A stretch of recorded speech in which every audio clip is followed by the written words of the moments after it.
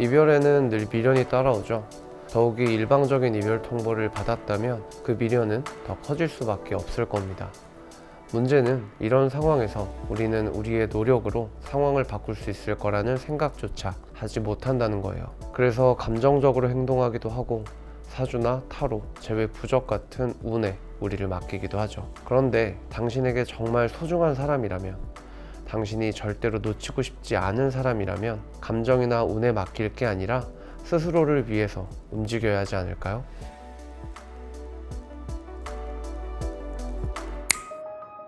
재회는 헤어지는 그 순간부터 시작돼요. 이별을 통보받은 그날의 모습이나 행동에 따라서도 재회의 확률이 달라지기 때문이죠. 따라서 헤어질 때 절대로 하지 말아야 할 행동이 분명히 존재합니다. 바로 애인의 이별 통보를 받아들이지 못하는 말과 행동이에요. 예를 들어, 내가 더 잘할게, 한 번만 다시 생각해봐 라는 식의 말로 매달리는 행동을 한다거나, 네가 어떻게 그럴 수 있어, 너만 힘든 거 아니야 라는 식의 말로 상대방을 비난하는 말을 한다거나, 헤어진 후에 장문의 메시지나 떠보는 연락을 한다거나, 인스타나 카톡에 누가 봐도 헤어져서 우울하다는 느낌을 풍긴다거나, 혹은 무작정 찾아간다거나, 이런 모습들이 이별 통보를 받아들이지 못하는 말과 행동들입니다.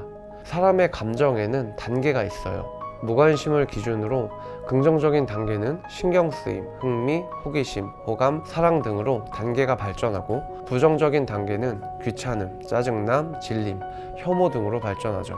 그리고 부정적이건 긍정적이건 감정의 단계가 올라갈수록 쉽게 잊혀지지 않아요. 예를 들어, 사랑하던 사람을 잊는 것이 신경 쓰이던 사람을 잊는 것보다 훨씬 더 어렵고 오래 걸립니다. 반대로 질려버린 사람을 잊는 것이 귀찮은 사람을 잊는 것보다 훨씬 어렵고 오래 걸리죠. 재회는 이런 부정적인 단계의 감정을 긍정적인 단계로 하나씩 끌어올리는 과정이라고 생각하시면 돼요. 그럼 한번 생각해 볼게요.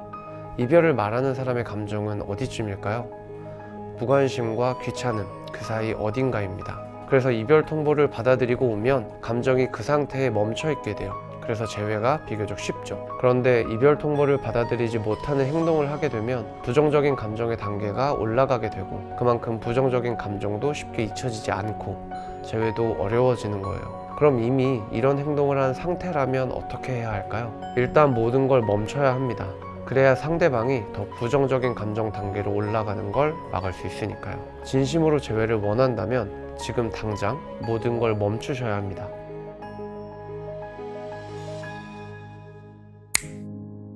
우리가 재회의 확률을 높이기 위해서는 먼저 연애에 대해서 정확하게 알아야 해요. 연애는 크게 두 가지로 나눌 수 있는데, 연애 시작과 연애 유지입니다.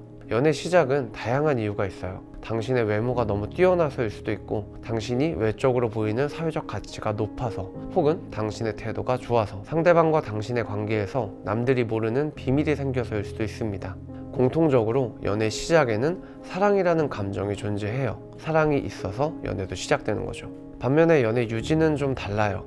사랑이 있을 수도 있고 없을 수도 있죠. 그러니까 사랑이 있어서 연애를 시작하는 거지만 연애를 하기 때문에 사랑하는 건 아니라는 거예요. 만약 연애와 사랑이 같은 거라면 권태기도 없을 거고 이별도 없어야겠죠. 하지만 연애가 곧 사랑이라고 생각하시는 분들은 권태기가 와도 상대방이 날 사랑하니까 극복할 거야, 싸우더라도 상대방이 날 사랑하니까 내 기분을 먼저 생각할 거야, 이별 얘기가 나오더라도 날 사랑하니까 반드시 붙잡을 거야, 이런 생각에 잘못된 행동을 반복하게 되고, 이것이 이별의 원인이 되기도 하죠. 그만큼 중요하니까 다시 한번 말씀드려요. 연애 시작에 있어서는 사랑이 분명하게 존재하지만 연애 유지에 있어서는 사랑이 무조건 존재하지는 않습니다. 따라서 재회를 원한다면 과거의 추억이나 사랑, 감정에만 기댈 게 아니라 정확한 원인을 파악하고 방법을 찾을 수 있어야 해요. 연애 유지를 어렵게 만드는 원인은 크게 세 가지가 있습니다. 외모의 변화와 태도의 변화, 그리고 현실이죠. 먼저 외모의 변화라고 하면 성형이나 다이어트를 생각하시는 분도 있을 거예요. 그래서 이별 후에 가장 먼저 운동이나 스타일 변화, 성형외과를 알아보시는 분도 생각보다 많아요. 하지만 그것보다는 신경 쓰지 않는 모습에 더 가깝습니다. 내가 어떻게 해도 떠나지 않을 거라는 믿음에서 나오는 모습들이에요. 예를 들어 잠자리 이후에 널브러진 모습이라거나, 옷이나 화장, 머리에 신경 쓰지 않는 모습이라거나, 지저분한 습관을 보여준다거나, 이런 거죠. 이런 모습은 외모와 상관없이 매력을 크게 떨어뜨려요. 그래서 이런 모습 한 번으로 상대방의 이별을 결심하기도 하죠. 다음으로 태도의 변화는 미래가 보이지 않는 모습이에요. 어떤 일에 대해서 너무 감정적인 모습을 보인다거나 질투 유발을 너무 과하게 한다거나 너무 자주 삐지거나 화를 내는 모습, 상대방을 비난하거나 하대하는 모습, 화가 날 때마다 쉽게 헤어지자는 말을 하는 모습, 이런 것들이죠. 태도의 변화는 한두 번으로 이별을 결심하지 않아요. 상대방의 인내심이 버틸 수 있는 한은 우선 버팁니다. 그래서 태도의 변화로 인해 헤어지는 경우는 이미 상대방의 인내심이 바닥이 난 경우가 대부분이에요. 여기서 중요한 건 태도의 변화가 원인이 되어서 외모의 변화를 인식하는 경우도 많다는 거죠. 예를 들어서 애인이 화가 날 때마다 헤어지자는 말을 해요. 그러면 이건 태도의 변화죠. 그런데 시간이 흐를수록 애인의 걸음걸이가 마음에 들지 않는다거나 애인의 옷 스타일이 싫어진다거나 하는 식으로 반응이 나올 수 있다는 거예요. 그래서 이때는 서로 좋았을 때, 싸웠을 때, 이별의 순간, 이런 특정의 시간들에서 구체적으로 어떤 말들이 오갔고 어떤 태도를 보였는지를 파악해야 합니다. 그래야 정확하게 원인을 파악하고 재회를 준비할 수 있어요. 마지막으로 현실입니다. 사람마다 다 다르겠지만 연애에는 각자가 가진 최소한의 기준이라는 게 있어요. 만남, 연락, 스킨십, 데이트 비용, 이런 것들이죠. 예를 들어서 현실적으로 멀리 있어서 자주 만나지 못하면 헤어짐의 원인이 됩니다. 연락의 횟수나 내용, 스킨십의 빈도와 깊이도 마찬가지예요. 현실적인 문제로 헤어지는 경우에는 서로가 어느 정도 이별의 원인을 파악하고 있기 때문에 어떻게 해야 재회를 할 수 있을지에 대해서도 알고 있고, 반대로 포기하고 미련을 버리는 것도 비교적 쉽습니다. 이렇게 제가 말씀드린 외모의 변화, 태도의 변화, 현실은 딱 한 가지로 귀결돼요. 바로 행복입니다. 결국 연애 유지를 잘하는 방법은 상대방을 행복하게 해주는 거예요. 내가 재회를 원한다는 건 상대방과 함께 있을 때 내가 행복하기 때문이고, 상대방이 재회를 원하지 않는다는 건 나와 함께 있을 때 상대방이 행복하지 않기 때문이죠. 이걸 꼭 기억하셔야 돼요. 연애 시작은 사랑이지만 연애 유지는 행복입니다. 그럼 재회하기 위해선 어떻게 해야 할까요? 내가 상대방을 다시 행복하게 해줄 수 있다는 걸 보여주는 거예요. 문제는 외모의 변화, 태도의 변화, 현실, 이 세 가지 모두 지금 당장 바꿀 수 없다는 겁니다. 그래서 이별 통보를 받아들이지 못하는 말과 행동을 할수록 재회에서 멀어지는 거예요. 상대방이 지금 행복하지 않아서 이별을 얘기한 건데 매달리고 붙잡아서 내일도 모레도 행복하지 않게 만든다고 느끼기 때문이죠. 물론 매달리고 화내서 다시 재회를 하는 경우도 있어요.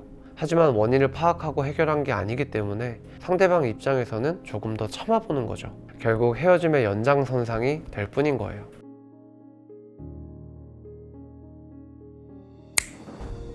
재회를 위해서 우리가 노력해야 하는 방향은 상대방의 행복이에요. 프레임이나 미래 가능성, 신뢰도 하락이니 이런 건 전문가처럼 보일 수는 있지만 문제를 더 복잡하게 만들 수 있어요. 영상을 보는 동안은 잠깐 잊고 행복에만 초점을 맞춰주세요. 행복에 초점을 맞춰서 재회를 바라봤을 때 재회 확률을 높이는 방법은 크게 두 가지예요. 첫째는 상대방이 우리를 떠났을 때 불행할 거라는 불안감을 심어주는 방법.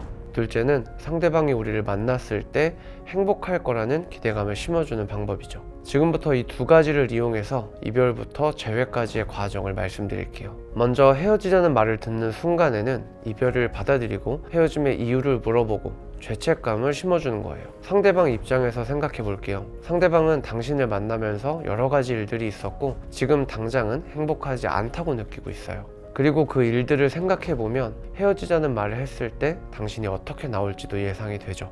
예를 들어 화를 자주 내는 사람이라면 헤어지자는 말을 할 때도 화를 낼 거라고 예상이 돼요. 그래서 상대방은 이별을 말할 때 그 이후의 일들까지 예상하고 준비하는 경우가 대부분이죠. 그런데 헤어지자는 말을 바로 받아들인다면 예상이 깨져버리는 거예요. 그래서 불안해지는 거죠. 내 선택이 잘못된 건 아닐까? 내가 모르는 뭐가 있나? 왜 평소랑 다른 행동을 하지? 여러 생각들이 알아서 불안감을 만들고 헤어지자는 선택을 후회하게 만들어주는 거예요. 다음으로 헤어짐의 이유를 물어보는 건 원인을 파악하고 해결해서 나중에 행복에 대한 기대감을 심어주기 위함이에요. 재회를 위해서는 당장은 필요가 없지만 나중을 위해서는 필수이기 때문에 꼭 물어보세요. 그런데 이 상황에서도 인간은 사회적인 동물이라 진짜 속 얘기는 안 할 가능성이 있어요. 그래서 언제 그런 생각을 했는지 정도만 물어보셔도 충분해요. 언제 이별을 생각했는지를 알면 우리가 그 상황을 돌아보면서 파악하는 것이 가능하니까요. 이렇게 얘기를 들었으면 마지막으로 죄책감을 심어줍니다. 예상이 깨져서 불안한 사람에게 불안을 증폭시키는 거죠. 네가 그런 사람은 아니라고 생각했어. 이 한마디면 됩니다. 단 이때는 싸붙이거나 화를 내는 태도가 아니라 덤덤하게 얘기해야 돼요. 전체적으로 예시를 들어볼게요. 우리 헤어지자. 그래, 네 맘이 그렇다면 어쩔 수 없지. 그렇게 하자. 그런데 언제부터 그런 생각을 한 거야? 사실 몇 달 전부터 생각하고 있었어. 몇 달 전에 왜? 그랬구나. 나도 어느 정도 눈치는 채고 있었어. 그런데 진짜 들으니까 좀 힘드네. 난 적어도 네가 그런 사람은 아니라고 생각했거든. 차라리 미리 얘기했으면 이렇게까진 생각 안 했을 텐데. 그래도 네가 그렇게 생각한다면 어쩔 수 없지. 여기까지 진행되었다면 상대방은 자신의 죄책감을 덜기 위해서 다양한 얘기를 할 겁니다. 여기서 중요한 건 듣지 말고 나오는 거예요. 그래야 죄책감이 남아서 불안감이 계속 커지니까요. 이렇게 헤어졌을 때 불안감을 주었다면 헤어지고 난 이후에는 기대감을 심어주는 거예요. 먼저 헤어졌을 때 상대방에게 들었던 원인을 파악합니다. 싸웠다면 왜 싸웠는지, 화를 냈다면 왜 화를 냈는지 최대한 자세하게 그날 있었던 일들을 적어요. 그리고 여기가 중요한데 적었던 것들을 상대방의 입장에서 다시 적어보는 거예요. 내가 이렇게 했을 때 너는 어떻게 생각하고 느꼈겠구나. 이렇게 상대방이 느꼈을 감정과 생각을 파악하는 겁니다. 그런데 이걸 하면 대부분 내 핑계를 자꾸 적어요. 예를 들어서 내가 화내서 너는 힘들었겠구나. 그런데 내가 화를 낸 건 다른 게 아니라 어떤 의도였어. 이렇게 쓴다는 거죠. 우리가 지금 하는 건 기대감을 심어주는 거예요. 나와 다시 만났을 때 행복할 거라는 기대감. 그럼 네 마음이 이랬지 이제 알았어 라고 했을 때 기대감이 생길까요? 아니면 네 마음이 이랬지 근데 그건 오해야 라고 했을 때 기대감이 생길까요?